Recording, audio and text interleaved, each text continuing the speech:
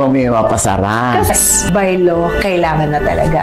Sa latest vlog ni OG Diaz, nakapanayam niya ang chairman ng MTRCB na si Lala Soto, na kung saan sinagot at ipinaliwanag niyang maigi kung bakit kinakailangan nilang patawan ng notice to appear ang It's Showtime.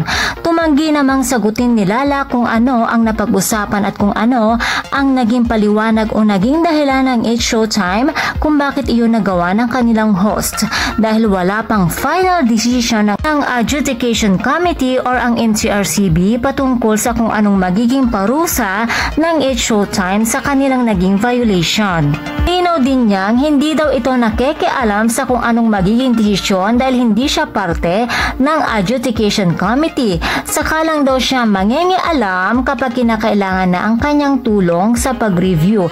Ayon pa sa kanya, kapag may final decision na daw ang committee, pre-present nila ito sa kanya at ipapaliwanag ng mga ito kung bakit iyon ang kanilang naging final decision. Ibinahagi din nitong madami na daw ang naging paglabag ng It's Showtime na pinalampas nila. Ngayon lamang daw sila nag-notice to appear dahil sandamakmak na reklamo ang kanilang natanggap. Nilinaw din itong hindi ito naging bias. Sa katunayan ay binigyan din ng MTRCB ang TVJ production ng summon dahil sa pagmumura ni Wally Bayola. Ging ang Itbulaga ng tape ay pinadalhan na din nila ng warning. Hindi lang daw ito inilabas sa media. Ayon pa kay Lala, para sa kanya, ginagawa niya lamang ang kanyang trabaho. At sa kabila ng mga bali-balitang lumalabas sa matsuchugi na umanong It's Showtime, nilinaw din niyang wala pang final decision ang MTRCB sa kaso ng It's Showtime. Subalit, ang mga posibilidad na parusa di umano ayon kay Chairman Lala kung sakaling mapatunayan na lumabag nga sa batas ang show, ang mga possible penalties daw ay pwede magkaroon ng suspension, pwede magkaroon ng cancellation of the permit to exhibit.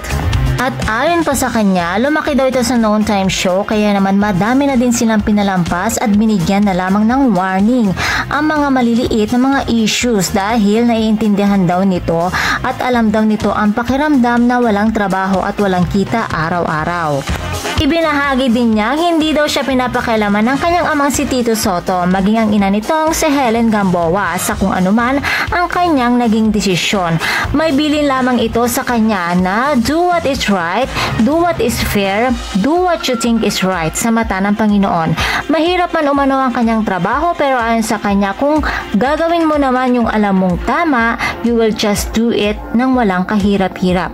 Binilinan din niya ang lahat ng mga host na kinakailangan nila magkaroon ng conscious effort at kailangan daw nilang i-considera ang mga batang nanonood sa kanilang tahanan kaya dapat lamang ay maging responsable ang mga ito sa kanilang kinikilos at salita. Na-appreciate din umano nila ang mga host na nag-a-apologize agad kung sakaling nagkamali ang mga ito.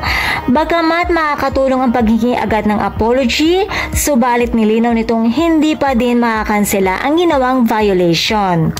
At nang tanungin naman ni OG kung gusto ba niyang may maipasarang TV show, ayon kay Lala ay ayaw daw niyang may maisara dahil iniisip nito ang mga taong mawawalan ng trabaho. Pwera na lamang kung malala ang violation at kailangan na talaga nilang ipasara. Subalit, ayaw daw nitong humantong pa sa ganoon, kaya naman as much as possible ay iniiwasan niyang maipasara ang isang particular na show. Kaya nakiusap ito sa mga iba't ibang production ng mga TV shows na makipag-cooperate ang mga ito sa kanila. Mahirap man ang kanyang trabaho dahil madaming taong humusga, subalit dahil sa mga taong sumusuporta sa kanya ay napapadali ang lahat. Nagbigay din siya ng mensahe sa lahat ng mga nagsasabing bias at unfair siya. Ang masasabi lamang niya ay dito sa MTRCB wala silang paborito, kaibigan o kamag-anak. Kung kailangan managot sila ay pananagutin at bibigyan sila ng penalty na naaayon sa kanilang violation. Sa pamamagitan nga ng interviewing ito, mas nakilala ng husto ang isang Lala Soto. Mas madami pang humanga kay Lala dahil sa pagiging kalmado niya kung paano niya pinaliwanag at sinagot ng mabuti ang mga isyong binabato sa kanya. Hinangaan din ito sa kanyang pagiging professional at para naman sa It's Showtime, naniniwala pa rin akong malalampasan nilang muli ang isyong ito. Sa totoo lang, sa dinami-dami ng pagsubok ng naranasan ng It's Showtime, walang problema na hindi nila nalampasan. Dahil wala namang ibang hinahangad ang programa kundi ang magpasaya lamang ng madlang people. Please don't forget to watch, like, share, and subscribe my channel and click the notification button para ma-notify ka kung meron akong bagong video. Thank you for watching!